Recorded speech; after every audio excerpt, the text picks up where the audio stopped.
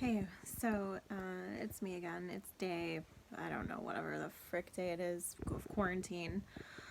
Um, we got the news. So first of all, I woke up at 3 o'clock this morning. Um, and so we heard about my aunt on Tuesday. And yeah, and I woke up at like a little after 3 this morning and I just couldn't figure it out. I was just wide awake, couldn't go back to sleep, never did end up going back to sleep. So if you follow me on Instagram and you saw, I was up like walking around and I was listening to the birds, and it was just the most peaceful morning. Like, I can't even explain it. Like, the birds chirping this morning were just absolutely so beautiful. Like, I've got goosebumps. It was so beautiful. It was the first day that all of the birds were back and all of them were chirping. And it was so great. And I just walked outside at like 6:30 in the morning and stood on the porch and listened to them. And then I got a call at a little after 7, I think, from my grandma.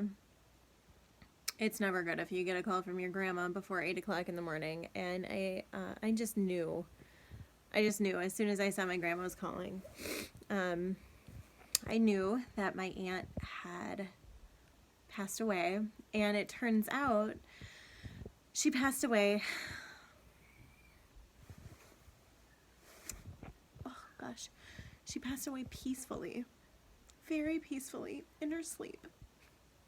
Um, they think between like 3 o'clock and 4 o'clock this morning. And so, I think that's probably why there was just so much peace this morning with the birds chirping, and it was just this beautiful calm and like stillness. And I just imagine that's probably how she felt. Just really calm and peaceful and just free and just not stuck anymore. So quarantine and this whole thing has really sucked. I'm super grateful that we got to, first of all, that we came back from Florida when we did. We got to see her. I got to give her a big hug. And the crazy, crazy, crazy thing was when we were there, this was back at the beginning of February when we were there, and I gave her a ginormous hug. And I just thought to myself, I'm like, this is the last time I'm going to hug her. And I hugged her extra tight. And this is before we knew about the virus, the shutdowns, anything, because it didn't make sense in my head. Because at the time when we saw, I can't even explain it. So we saw her, I gave her a hug, and I'm like, this is the last time I'm gonna hug her. And it was just like, what a weird thought to come into my head. And it turns out that was accurate. And so I'm so glad we got to come back, that we got to see her before this like travel ban, and just safer inside and blah blah blah. Like, yeah, I know, but at the same time, the thing that I would be fine in quarantine right now. Like, all I need is my laptop because I can work, and we're surrounded by woods, and I'm in my happy place when I'm like in the middle of the woods away from people, except for right now. And it was a really freaking hard week. It was a really freaking hard last 10 days since all this happened, just with work, my business getting flipped upside down, me left doing the work of like 5 people, and then this, and it was just so I've been writing my book, which I don't know, I just felt like I should write, and so I started writing, and every night I've been writing. And on Tuesday, when I got the news that my aunt was going to be dying, I just wrote. I wrote it and I wrote and I wrote. And I think writing is really my therapy, and it helped me process a lot of emotions.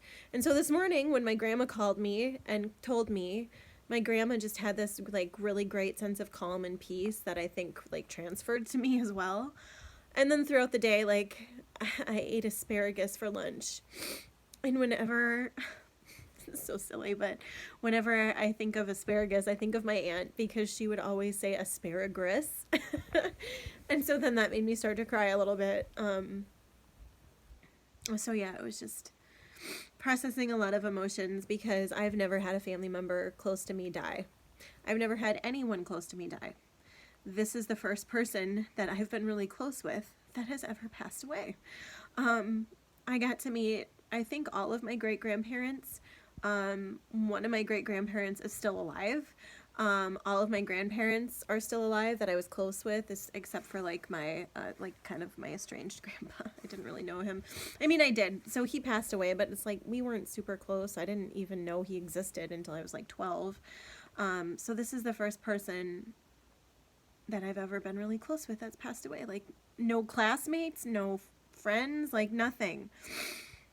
So, and all I really want to do right now, I think I was saying this, but I realized that I would be fine in quarantine except for right now, because all I want to do right now is go to my dad's house.